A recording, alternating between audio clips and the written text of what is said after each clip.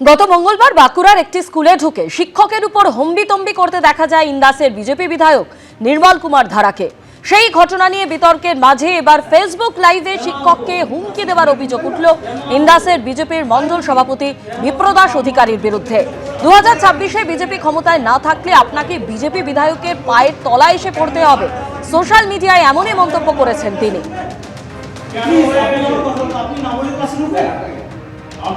বিজেপির বিধায়ক একটু অনুমতি না নিয়ে আপনার কাছে চলে গেছে।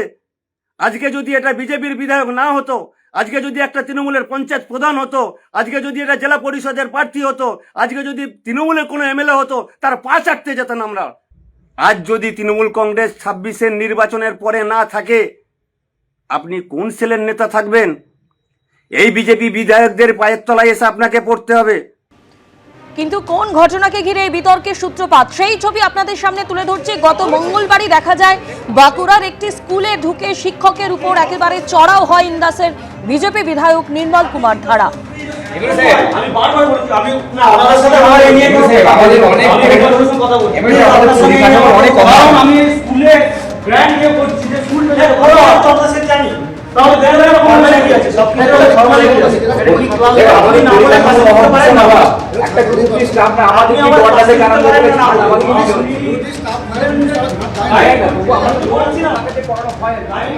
স্কুলে দোতলায় উঠে ক্লাসরুম এত নোংরা কেন তা শিক্ষকের কাছে জানতে চান বিধায়ক। অনুমতি না নিয়ে কেন ক্লাসরুমে ঢুকেছেন জানতে চান শিক্ষক, আর তা নিয়ে দুপক্ষের মধ্যে তীব্র বচসা শুরু হয়ে যায়। আর সেই ঘটনা ঘিরে শুরু হয়েছে রাজনৈতিক বিতর্ক।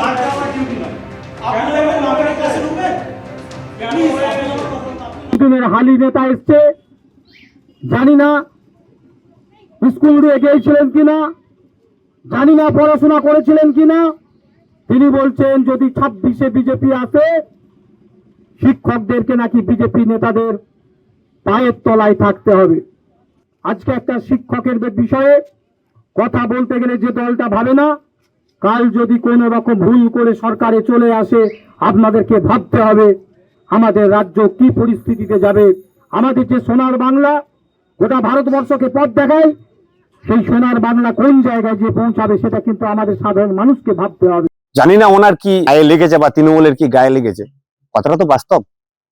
আজকে গতকাল আমরা দেখলাম যে বিডিও অফিসের সামনে একজন শিক্ষক সেলের জেলার নেতা উনি প্রত্যেক শিক্ষকদের নিদান দিচ্ছেন যে আগামী নির্বাচনে আপনারা কোনো না কোনো জায়গায় প্রিজাইডিং অফিসার হয়ে আপনারা যাবেন।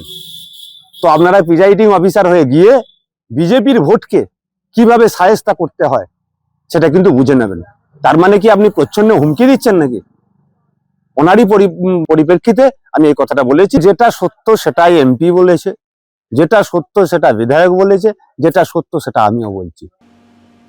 দুয়ারে বিধানসভা ভোট, আর ভোটের আগে রাজ্যবাসীর উদ্দেশ্যে খোলা চিঠি দিলেন প্রধানমন্ত্রী, যেখানে পশ্চিমবঙ্গবাসীর উদ্দেশ্যে শুধু বার্তাই নয়, ফের পরিবর্তনের ডাক দিলেন নরেন্দ্র মোদী।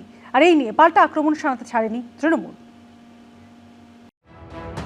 আর কয়েকটা মাস, তারপর বিধানসভা ভোটের লাইনে দাঁড়াবে পশ্চিমবঙ্গের মানুষ।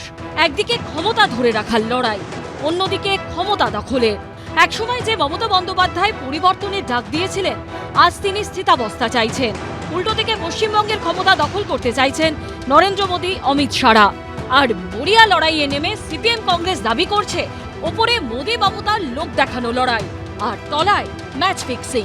এই আবহেই ভোটমুখী পশ্চিমবঙ্গে রাজ্যবাসীর উদ্দেশ্যে খোলা চিঠি দিলেন নরেন্দ্র মোদী, যেখানে পশ্চিমবঙ্গবাসীর উদ্দেশ্যে শুধু বার্তাই নয়, ফের দিলেন পরিবর্তনের ডাক। চিঠির শুরুতেই নরেন্দ্র মোদী সম্বোধন করেছেন আমার প্রিয় পশ্চিমবঙ্গবাসী।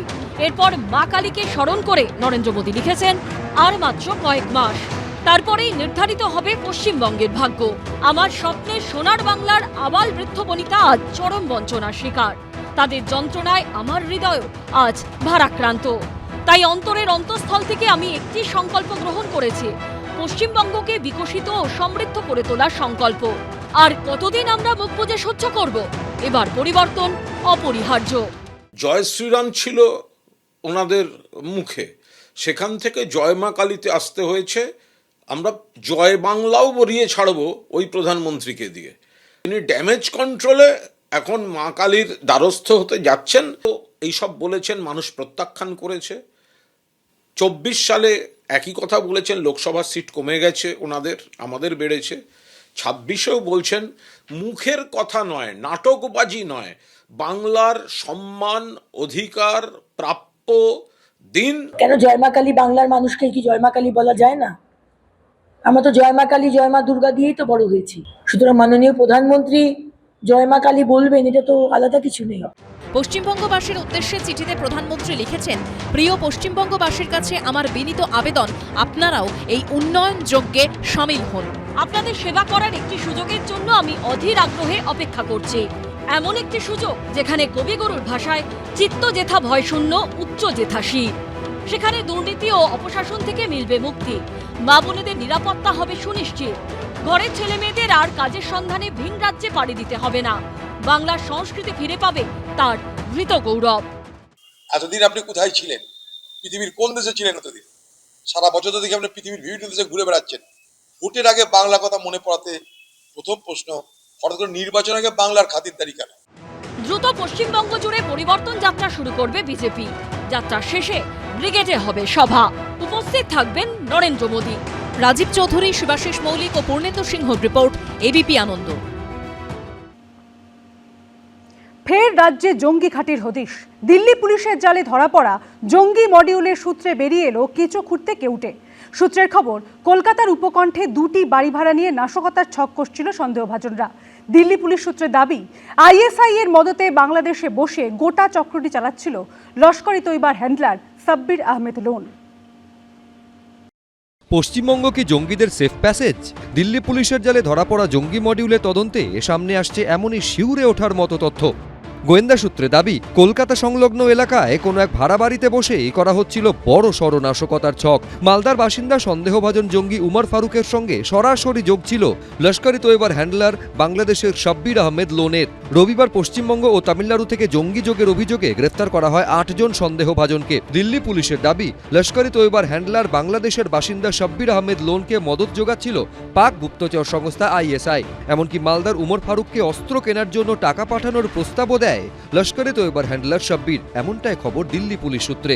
সাব্বির আহমেদ লোন যে বাংলাদেশে রয়েছে, ওমর ফারুক যাকে মালদা থেকে গ্রেপ্তার করা হয়েছে সে সহ পশ্চিমবঙ্গের যে 2 জন এবং তামিলনাড়ু থেকে যে 6 জনকে ধরা হয়েছে, তারা প্রত্যেকে এই কিন্তু কাজ করছিল তার কথাতেই। এটাও জানা যায় যে বাংলাদেশ থেকে বসে এই সাব্বির আহমেদ লোন টাকা পাঠাচ্ছিল যাতে তার কথা অনুযায়ী চলে, এবং টাকা পাঠানোর কথা ছিল যাতে অস্ত্র তারা দিতে পারে। এখানেই শেষ নয়, ভারত বিরোধী একাধিক কার্যকলাপের ছক ছিল ওই 8 জনের দলের। এমন একাধিক চাঞ্চল্যকর তথ্য তদন্তকারীদের হাতে উঠে এসেছে। দিল্লি পুলিশ সূত্রে দাবি, দিল্লি মেট্রো স্টেশনের বাইরে উস্কানিমূলক পোস্টার লাগানোর পাশাপাশি কলকাতায় মেট্রো স্টেশনের বাইরেও পোস্টার লাগানোর পরিকল্পনা ছিল ধৃতদের। পোস্টার পিডিএফ করে পাঠানো হয়েছিল বাংলাদেশ থেকে, যা ছাপানো হয় কলকাতায়। তদন্তকারীরা জানতে পেরেছেন, ওই সন্দেহভাজনরা 8,000 টাকার 2টি ঘর ভাড়া নিয়েছিল কলকাতা সংলগ্ন এলাকায়। পাশাপাশি দিল্লি পুলিশ সূত্রে দাবি করা হয়েছে, আইএসআই ও বাংলাদেশের জঙ্গি সংগঠনের সহায়তায় বড় কোনো সন্ত্রাসী কার্যকলাপের পরিকল্পনা ছিল ধৃতদের। পশ্চিমবঙ্গ হচ্ছে জঙ্গিদের নিরাপদ আস্তানা। যে দায়ী সে হচ্ছে রাজ্যের শাসক দল। এই দল তৃণমূল কংগ্রেস কেন্দ্রের সরকারের বিরোধিতা করতে গিয়ে দেশবিরোধী হয়ে এমন অবস্থা তৈরি করেছে যে সব জঙ্গি বুঝে গেছে এই পশ্চিমবঙ্গে আসলে তারা বেঁচে থাকতে পারবে। আভ্যন্তরীণ নিরাপত্তার পক্ষে বিপদ তৃণমূল কংগ্রেস। পশ্চিমবঙ্গ তো করিডোর, জঙ্গিদের করিডোর, কালো টাকার করিডোর, হিরোইন মাফিয়াদের করিডোর। জঙ্গিরা মনে করে যে এ বাংলা তাদের জন্য সেফ হেভেন হবে। এটা চিন্তার বিষয়। লস্করে তো কি করে ঢুকছে, কি করে আছে, নিশ্চয় চিন্তার বিষয়। বিরোধীদের আক্রমণের পাল্টা জবাব দিয়েছে তৃণমূল। আমরা তো বারবার বলছি, সীমান্ত বিএসএফ দেখে, কেন্দ্রীয় সরকার দেখে, তাদের বিষয়। তাদের সামনে চোরাচালান চললে তারা দেখুক। আর বিএসএফ, সীমান্তটা পাহারা দেওয়ার কথা বিএসএফের, তাদেরই তো মূল দায়িত্ব গোটা জিনিসটা। এদিকে এই আবহেই জম্মু কাশ্মীরের কিশতওয়ারে ভারতীয় সেনাবাহিনীর সঙ্গে গুলির লড়াইয়ে নিহত হয়েছে 7 জঙ্গি, যার মধ্যে রয়েছে জয়েশ কমান্ডার বলে পরিচিত সাইফুল্লাহ। উদ্ধার হয়েছে প্রচুর অস্ত্রও। আবির দত্ত, রাজীব চৌধুরী, এবিপি আনন্দ, কলকাতা। এবিপি আনন্দ, এগিয়ে থাকে, এগিয়ে রাখে।